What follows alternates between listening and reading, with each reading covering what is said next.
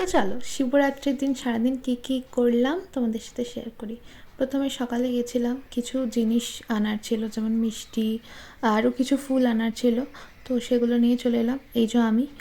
আর তারপর দেখো কেমন লাগছে দেখতে এনাদেরকে, সুন্দর তাই না?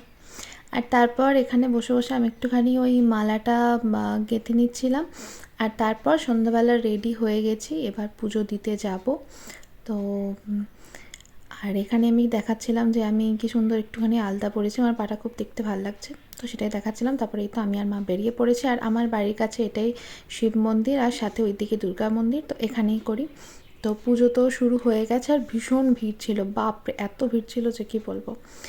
তো তারপর পুজো দেওয়া হয়ে গেছে, এখানে আমি একটুখানি দুর্গা মন্দিরেও ধূপ দেখিয়ে দিচ্ছিলাম। আর তারপর এসে বাড়িতে বাড়ির শিব ঠাকুরকেও পুজো করেছি। তো তোমাদের কেমন কাটলো জানিও। দেখা হচ্ছে নেক্সট ভিডিও।